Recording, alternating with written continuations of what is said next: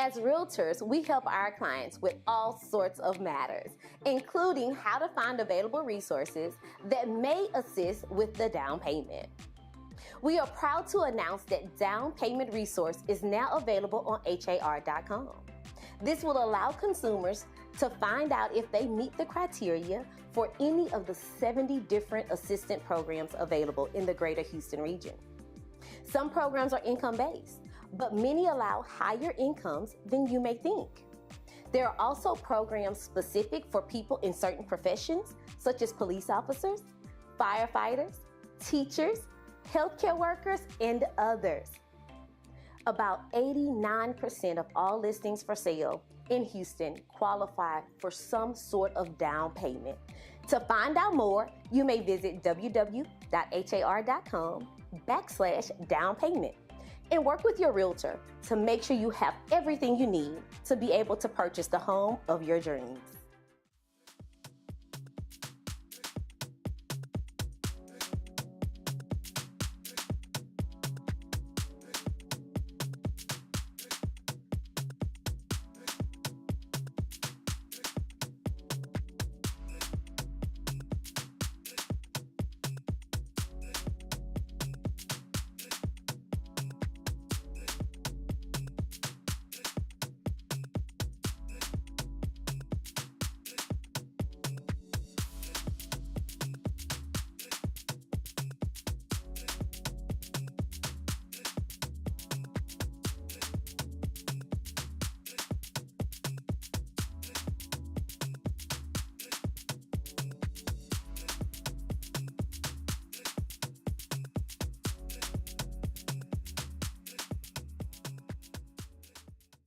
This is Bill Baldwin of Boulevard Realty. Hurricane season starts June 1 and runs through November 30th. This is a reminder of the importance of having flood insurance both as a homeowner and as a renter. Every property should be covered by flood insurance. Historically, 40% of all flood insurance claims are for properties outside the high-risk areas. Flood insurance policies have a 30-day waiting period before they go into effect. Typical homeowner insurance and rental insurance will not cover flood damage caused by rising water. It's also good to know existing flood policies can only increase up to 18% per year and can often be assumed by new owners if selling or buying. However, if the policies lapse, you are often subject to significantly higher premiums. In summary, flooding in Houston and Harris County is very common. Be prepared.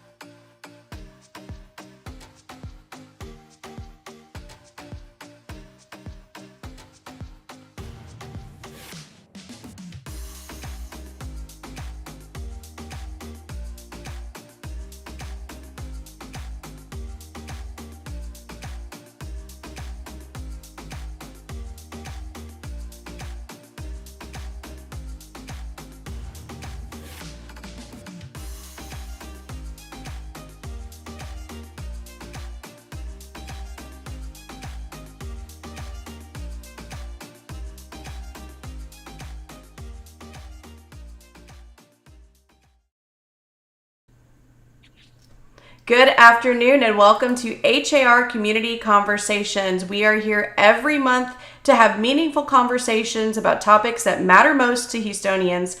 And with us today, we have 2025 HAR Chair Shae Cottar to discuss everything we need to know to take you from renting to home buying. Welcome to the program, Shae.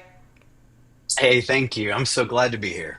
Absolutely. Well, we're going to dive into, we have a lot of questions for you today because there's so many pieces to the home buying puzzle, as you well know. But before we dive into everything, Shae, tell us a little bit about yourself, who you are and what you do.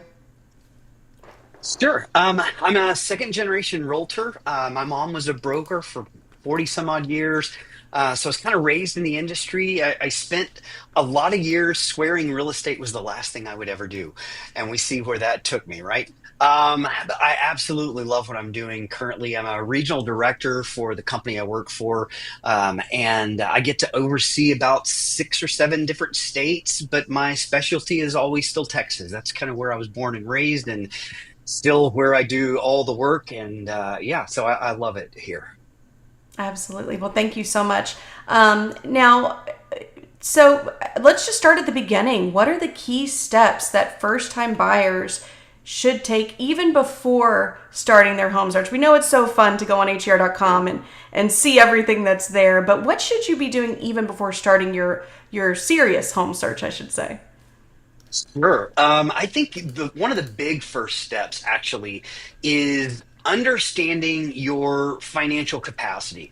Talking to a lender, one of the things that I've seen over and over again is people get so excited, right? It's an exciting thing to look for a new home, and you get out there, you start looking, and you find a house that you fall in love with, and then you may get your heart broken if it doesn't fall within a comfortable range for you, right? So everybody's in a weird spot these days, and knowing what you're getting yourself into on a monthly basis, knowing what that budget's going to look like and how it's going to be impacted, makes all the difference in the world. And I would say the very first thing is to get that pre-qualification letter from a lender so that you can know what your budget is.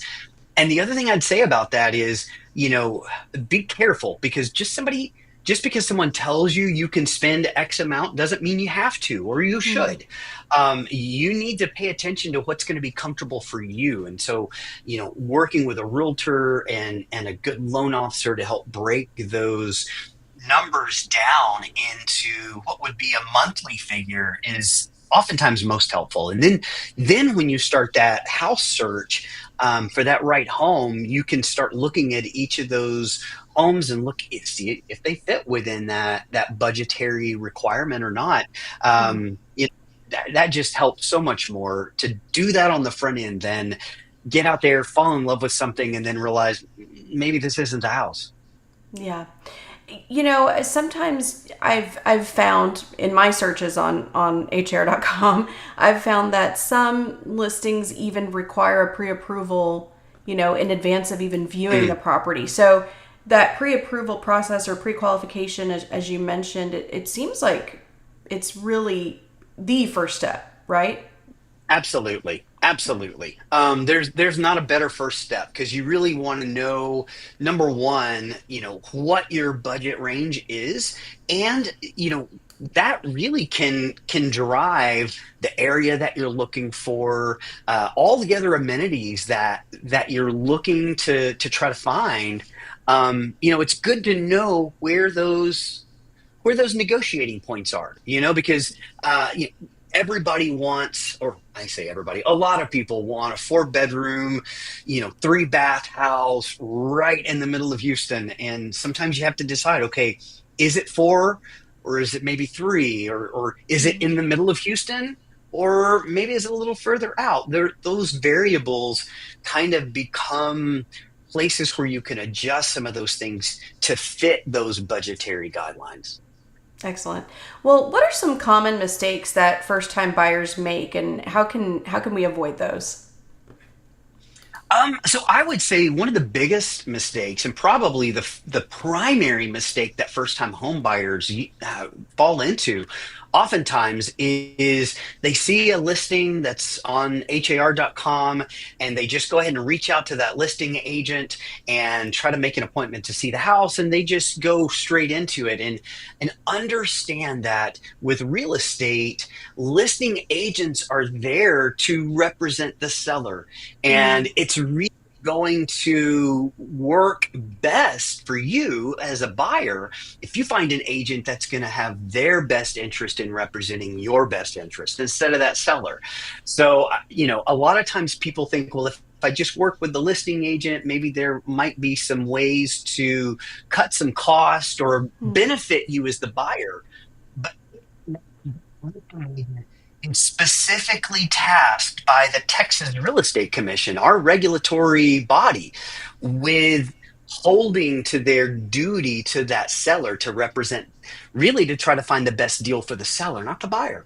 So you need to find an agent that's going to do the same for you. Very good. Thank you. And I have some follow-up questions about finding a realtor a little bit later on too. But, um, Sure. we hear about the market. You and I hear about the market quite frequently. Consumers may just hear some headlines here or there. So, are there any insights you can share on current market conditions and how they impact buyers, not even just first-time home buyers, but just buyers in general at this time? Absolutely. It's funny the timing of this. I just spoke to the Houston Chronicle yesterday about these exact things, and it's an exciting time for a buyer right now. It really is. When you look at the data shows here in the Houston area, in the HAR.com market, over the last year, this past month, prices went down. Now, the average price didn't go down, but the median price went down, which is, to me, far more important than the average. The average is going to be skewed by those outliers that have really high prices and really low prices, right? But that median price range actually went down about 2.5%, 3% from last year. Now, the other thing that also is going on right now is we just entered a time where we just move year over year from about, I think, 3.3 months of inventory on the market to 4.5 months of inventory. Now, what that means is basically if no other homes were to be listed today, how long would it take to sell everything, right? So right now, at 4.5 months of inventory, we're really seeing a transition into a more balanced market than we've seen, and leaning towards a buyer's market, which means buyers are going to have a lot more leverage right now than they've had honestly since like November of 23, based on the data. Buyers are going to have more leverage right now because those price points are coming down. They're ticking downward slightly. The inventory is going up, which means homes are sitting out longer. There's more homes out there. So it's a good time for buyers right now. Very good. And I do want to just mention har.com/newsroom is an excellent place to dive in deeper with some of these numbers. We have some great reports that we put out each month and weekly and also even quarterly with some affordability reports and things like that as well. So har.com/newsroom is a great place for that. Shae, you mentioned, the pre-qualification and just finding out how much that monthly, what can you afford monthly, right? As far as a mortgage payment is concerned. But there are factors beyond the mortgage payment that we should probably be considering, right? So financially, what else should we be thinking about when it comes to that cost?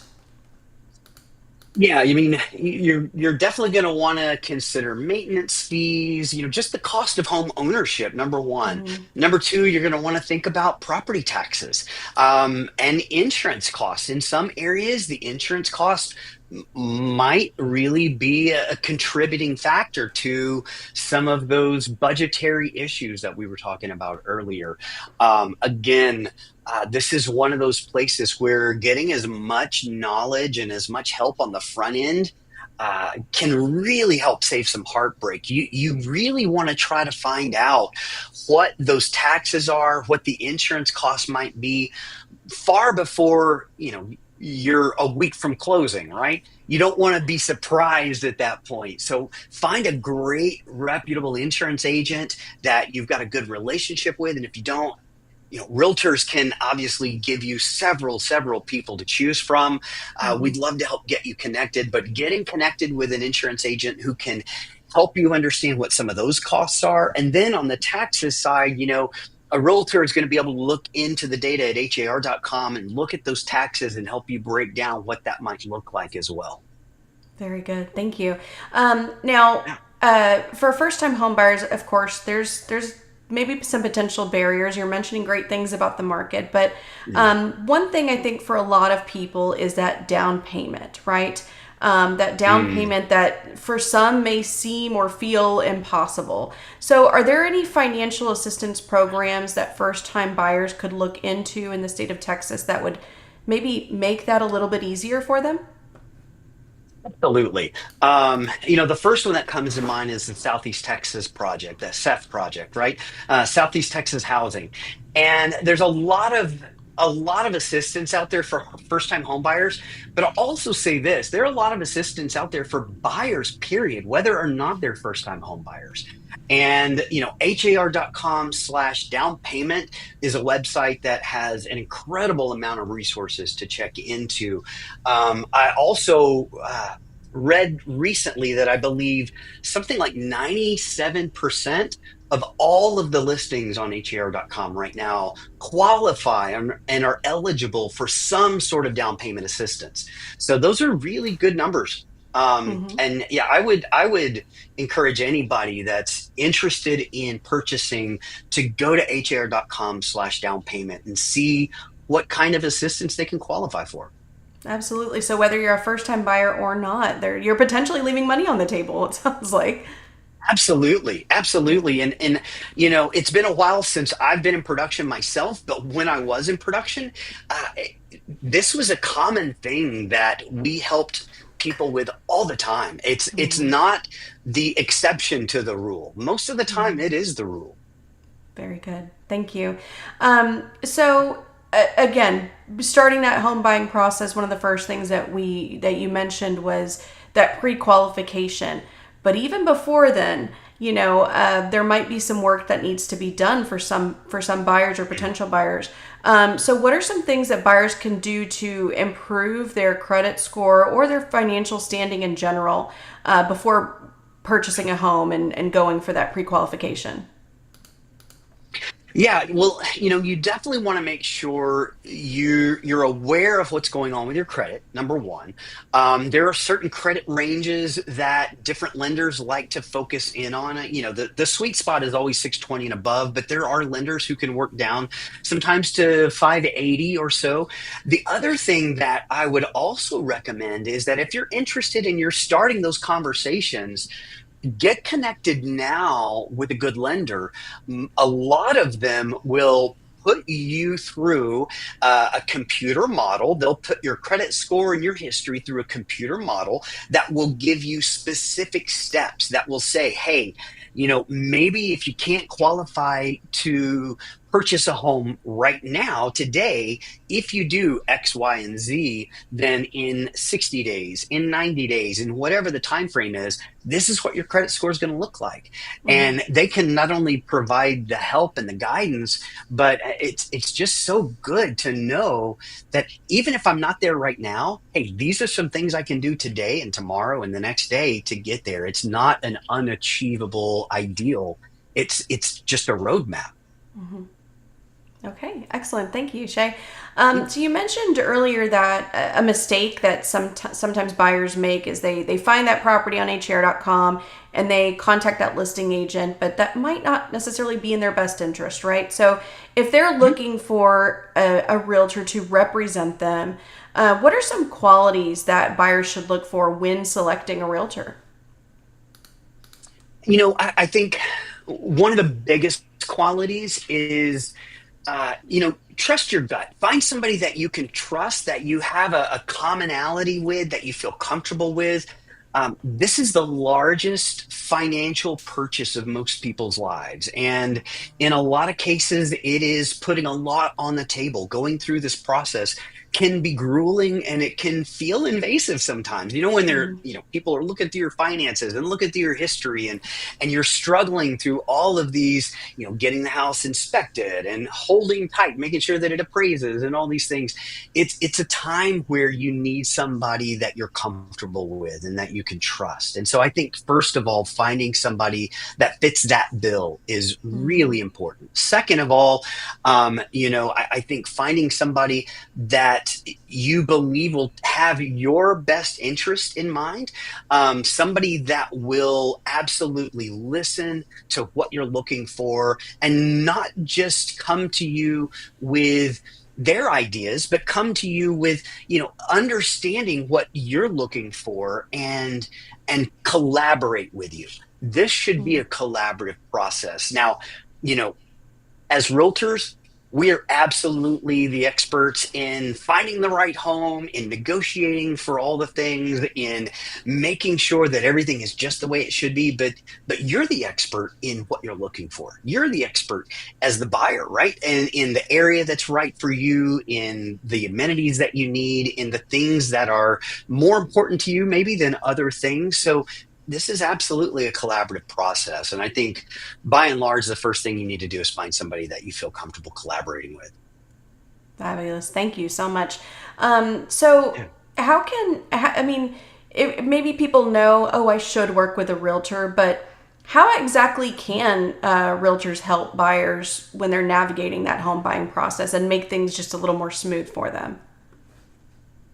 So, a good realtor is going to have some insight and some experiences that you can benefit from.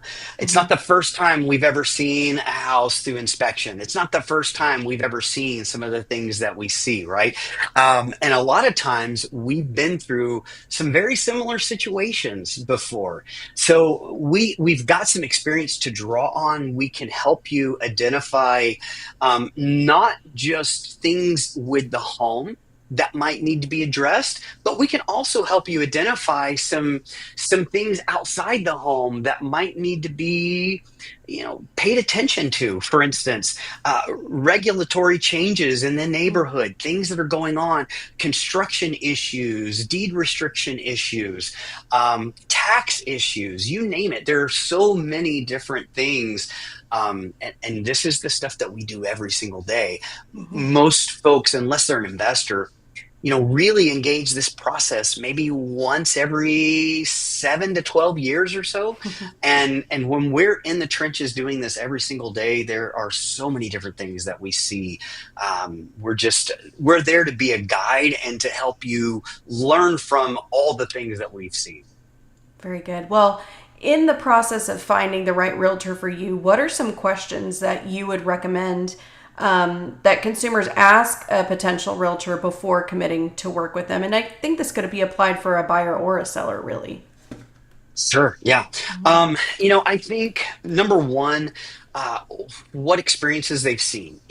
What do they bring to the table? In other words, what area are you looking at? Are they familiar with those areas? Are they familiar with the trends in those areas, the market trends, the pricing, the days on the market? Some of those things, we can know just by looking at the MLS, but there's some things that may not be known just by that information. And sometimes an agent that's been in the area a while might know some history there that will be very helpful. So find out if they're familiar with that area. Number one, track our regulatory body, right? They want to make sure that we have geographic competency. And that's to benefit you, because they want to make sure that we know what we're talking about when we're talking about these micro markets. Because when you talk about the neighborhoods, when you talk about the interest rates, the financial market, all these things,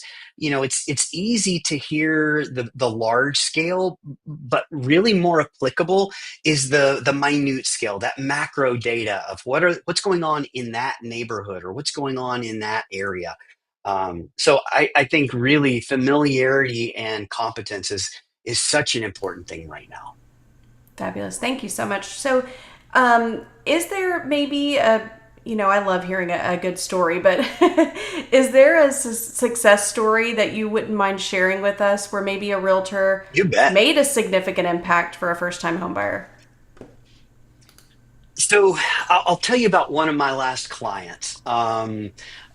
She was incredible. This has been, I've been out of production for a couple of years now, so this has been about 2 or maybe 2.5, 3 years, right after the first of those huge freezes we had, Mm. back in like February of maybe 22. There was a huge freeze, and this client, she lived in an apartment complex and she had a special needs kid, and because of the lack of water and the lack of electricity, she and her son had to move to the middle of Houston from the suburbs for about 6 weeks to stay with some friends, because during the middle of that freeze somebody used the space heater in that apartment complex, and you guessed it, the whole thing burned down. So she came to me saying, "Hey, I need to find another place to rent." And I'm going to tell you right now, it was a heartbreaking moment, not only Mm-hmm. because of that, but looking at her experience, that the fact that she was a single mom. She worked an hourly wage job. She never in her life would have thought she could have been a homeowner. And so she came to me saying, "Hey, I've got to find another place to live." And we started looking at places where, she didn't want to go back to an apartment complex. She'd kind of been burned, no pun intended. But she really kind of been burned by that situation. And so we started looking at homes. And the more we looked at the homes and looked at the deposit she was going to have to come up with, the first month's rent plus the pet deposits, because she had some pets, and those were 500 each. And the more we looked into this, the more we realized it was going to cost her up front to get into a rental about as much as it would cost her to get into a home that she Wow. would own with down payment. And we did a little more digging, and come to find out, we got her qualified for a mortgage. We found a seller who would pay some of her closing costs. She was able to get into a home that she owned for the first time in her life. Single mom, incredible story. Monthly budget. Her monthly mortgage was less than what her rent was at the apartment. We had the seller pay a lot of her closing costs, so she got in for almost next to nothing. And after the closing, she sat in the lobby of the title company and just cried. And she said, I never would have thought I'd been able to have done this. And and the funny thing is, it's not the first example I could tell you. That's just one of several. And for those that feel like it could never happen, it can. Absolutely. And I've seen it happen over and over. Mm-hmm. So that's just one of my favorite stories. It's the most recent one.